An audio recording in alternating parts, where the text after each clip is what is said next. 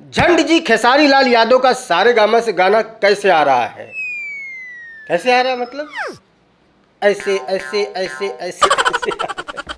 खैर, इनके कहने का मतलब ये है कि एग्रीमेंट खत्म हो गया है क्या? इस बार के Q&A वीडियो में सबसे ज्यादा बार यही सवाल पूछा गया है कि क्या खेसारी लाल यादव का ग्लोबल म्यूजिक जंक्शन के साथ जो एग्रीमेंट हुआ था वो खत्म हो गया क्या? जो खेसारी लाल यादव का गाना अब सारेगामा हम भोजपुरी से आ रहा है, जिसका नाम है नथुनिया 2। तो चलो सबसे पहले इसी भी बात कर लेते हैं।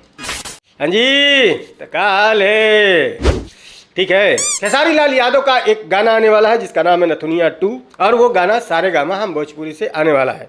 तो बहुत सारे लोगों को ये लग रहा है कि खेसारी लाल यादव का एग्रीमेंट खत्म हो गया या नहीं हो गया, किस कंडीशन के साथ खेसारी लाल यादव का गाना सारेगामा से आ रहा है। तो भाई देखो, खेसारी लाल यादव का ग्लोबल म्यूजिक जंक्शन के साथ क्या एग्रीमेंट है हमें नहीं पता, कितने दिन का एग्रीमेंट है वो भी नहीं पता, कितने गानों का एग्रीमेंट है वो भी नहीं पता, तो रहने दो फिर। लेकिन हाँ एक बात जान लो कि जिस दिन एग्रीमेंट खत्म होगा खेसारी लाल यादव आपको खुद लाइव आकर के बताएंगे। अब रही बात ये कि अगर एग्रीमेंट खत्म नहीं हुआ तो खेसारी लाल यादव का गाना सारेगामा से कैसे आ रहा है? तो अभी कुछ दिन पहले ही खेसारी लाल यादव का गाना टी सीरीज हमारे भोजपुरी से भी आया था, राइट? एग्रीमेंट तब भी खत्म नहीं हुआ था। तो देखो ऐसा है ना कि कंपनियां जो होती हैं वह आपस में डील कर लेती हैं कि हाँ भाई इतना तेरा इतना मेरा, इतना ऐसे इतना वैसे, या फिर दोस्ती यारी में भी हो जाता है कभी कभी। तो सब कुछ संतुष्टि के ऊपर है। जब सब लोग संतुष्ट हो जाते हैं तो किसी भी कंपनी से गाना रिलीज हो सकता है ना।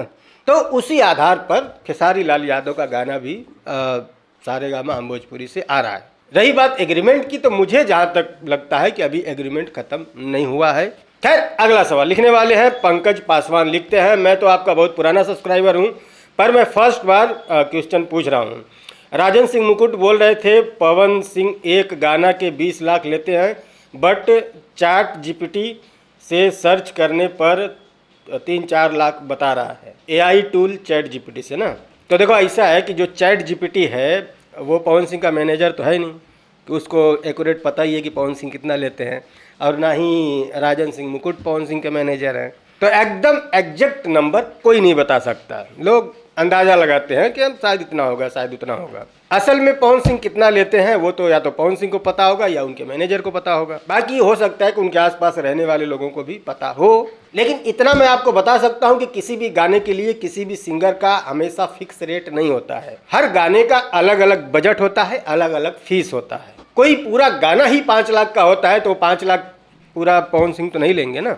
कोई पूरा गाना 50 लाख का भी होता है तो 50 लाख के गाने में सिर्फ 5 ही लाख पवन सिंह थोड़ी लेंगे, है ना। तो गाने का जैसा बजट है वैसा ही फीस भी होता है काम करने वालों का। अगला सवाल लिखने वाले हैं राइटर अमित गिरी ऑफिशियल।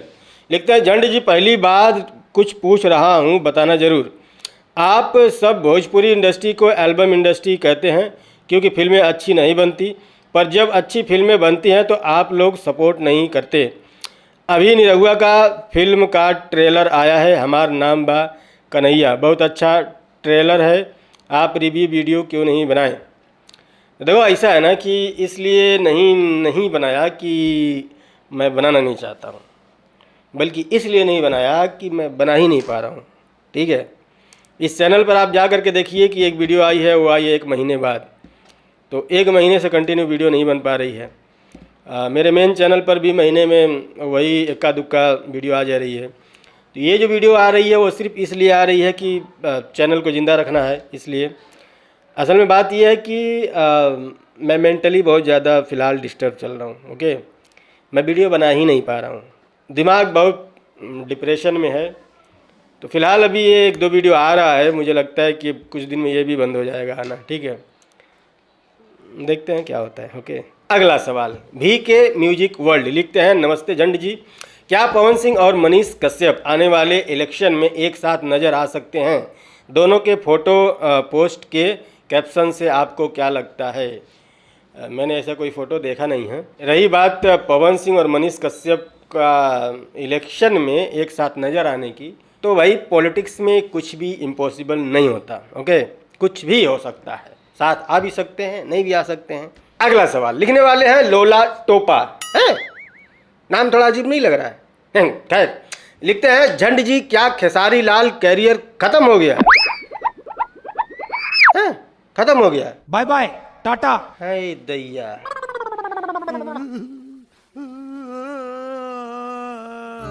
देख ला मौसा। नहीं मैंने देश में चल क्या रहा है साला कुछ समझ में नहीं आ रहा है। जिनके खुद के घर में कल क्या पकेगा ठिकाना नहीं है, ऐसे लोगों को उनके करियर की ज्यादा चिंता है जो लोग रोज करोड़ों कमा रहे हैं। अमेरिका क्या कहता था? गजब दिशा में मुड़ गया है देश। खुद के बारे में सोचो, पढ़ाई लिखाई करो, IAS वाईएस बनो और देश को संभालो, लेकिन नहीं, करियर खत्म हो गया। अगला सवाल लिखने वाले हैं नमन व्यास। लिखते हैं हीरोइन लोग की कामों को क्यों नहीं बोलते हो, कितनी वो मेहनत से काम कर रहे हैं। भोजपुरी अभी चल रहा है तो उनके दम से ही ना, क्यों आप भेदभाव क्यों करते हो। अच्छा, मेरे मेन चैनल पर मैं क्या काम करता हूँ, रोस्ट वीडियो बनाता हूँ, गानों का रोस्ट करता हूँ। तो गाने में जिनका मैं रोस्ट करता हूँ उसमें हीरो हीरोइन दोनों रहते हैं। मैं तो यहाँ तक कि बैकग्राउंड डांसर तक को रोस्ट कर देता हूँ। और रही बात फिल्मों की, जिसकी बात मैं इस चैनल पे करता हूँ, तो एक बात बताओ, भोजपुरी फिल्मों में हीरोइनों का क्या रोल होता है? हीरो से प्यार करना और फिर गाने में आके नाचना, दैट्स इट, और कुछ नहीं। इनके खुद के डायरेक्टर प्रोड्यूसर उनके साथ भेदभाव किए बैठे हैं, वहाँ तो इनकी आवाज़ निकलती नहीं है कि क्या हम सिर्फ प्यार करने और ग्लैमर के लिए ही हैं। हमें भी रोल दो, हमें भी बढ़िया रोल दो, हम भी प्लान करें, हम भी गुंडों के अड्डे पे जाएं, हम भी 2-4 को पीट के आएँ, ऐसा रोल दो हमें। क्यों नहीं आवाज़ उठाती हैं? एक तो भोजपुरी इंडस्ट्री में हीरोइनों को हीरो के साथ अफेयर के शर्त पर तो उनको काम मिलता है। जिस दिन अफेयर बंद, इंडस्ट्री से बाहर। ध्यान से देखो आप, थोड़ा इंडस्ट्री में नज़र घुमाओ, जिनका अफेयर चल रहा है उनको बराबर काम मिल रहा है। दिनेश लाल यादव निरहुआ की लगभग 80% फिल्में सिर्फ एक ही हीरोइन के साथ में है। भेदभाव हम कर रहे हैं, है ना? पूछे हो कभी कि और भी तो हीरोइन है इंडस्ट्री में? खेसारी लाल यादव का जब काजल राघवानी के साथ अफेयर चल रहा था, दूसरी हीरोइनों के साथ कितनी फिल्में आती थी खेसारी लाल यादव की? मुश्किल से इक्का दुक्का, बाकी सारी फिल्में काजल राघवानी के साथ। पूछे हो कभी हम भेदभाव कर रहे हैं? ये पूरी इंडस्ट्री ही भेदभाव वाली है। जिसके साथ गुच्चू पुच्चू चलेगा फिल्म भी उसी के साथ होगा। भेदभाव तो हम कर रहे हैं ना। हाँ। अगला सवाल लिखने वाले हैं अनिल साहू। लिखते हैं सवाल है, तुम पुराना अंदाज में रोस्ट वीडियो क्यों नहीं बनाते हो? तो भाई देखो, ऐसा है ना कि हमेशा मैं पुराने ही अंदाज में वीडियो बनाने लग जाऊंगा ना, तो जैसे आज लोग भोजपुरी फिल्मों को गरिया रहे हैं वैसे मुझे भी गरियाने लग जाएंगे। वक्त के साथ अपडेट होना चाहिए, ओके, तभी चैनल चलता है, अन्यथा खत्म हो जाएगा, लुल्ल बटा सुन्न बटा घंटा हो जाएगा। तो वक्त के साथ ध्यान देते रहना पड़ता है कि हाँ पब्लिक किस टाइप की वीडियो देखना चाहती है, उसी टाइप की वीडियो बनाओगे तभी चलेगा। वही पुराना घिसा पीटा हर बार करोगे ना तो पब्लिक ऊब जाएगी और चैनल के एल लग जाएंगे, ठीक है। बाकी फिर भी कुछ लोग पुराने ही अंदाज वाला वीडियो देखना चाहते हैं, तो मेरे मेन चैनल पर कभी कभी बीच बीच में रोस्ट वीडियो तो आते ही हैं पुराने अंदाज में, देखा करो। खैर, अगला सवाल लिखने वाले हैं मिस्टर ट्रेवलर प्रिंस। लिखते हैं क्या भोजपुरी फिल्म इंडस्ट्री अगले 10 साल बाद एग्जिस्ट करेगी? हाँ बिल्कुल करेगी। जब तक घरों में टीवियाँ हैं तब तक फिल्में बनती रहेंगी, चलती रहेंगी, सरकती रहेंगी, धीरे धीरे बंद नहीं होगा, ओके। खैर, अगला सवाल लिखने वाले हैं आरजे राजा ऑफिशियल। लिखते हैं अगर आपको भोजपुरी इंडस्ट्री को सुधारने का मौका मिलेगा तो आप कौन 3 चेंज क्या करेंगे? आंसर तगड़ा होना चाहिए आपके पोस्ट के तरह। देखो, सबसे पहली बात तो ये है कि मैं इंडस्ट्री का आदमी नहीं हूँ, तो मुझे मौका क्यों ही मिलेगा। लेकिन फिर भी कोई कनपट्टी पे बंदूक रख के बोले कि नहीं तुझे करना ही है, तो जो मैं 3 बदलाव करना चाहूँगा उसमें से सबसे पहला बदलाव ये होगा, ये चाचा मामा मौसी भतीजा के जितने भी लड़के हैं जो बिना मतलब के फिल्मों में काम कर रहे हैं, कोई हीरो का चमचा है, कोई डायरेक्टर के चाचा के लड़का है, कोनो भतीजा का मौसी के बेटा है, इन सबको सबसे पहले पिछवाड़े पर लात मार के खदेड़ूंगा इंडस्ट्री से। आता कुछ नहीं है इन लोगों को, बस फलाने चाचा का लड़का हम इसलिए उनको काम मिला हुआ है।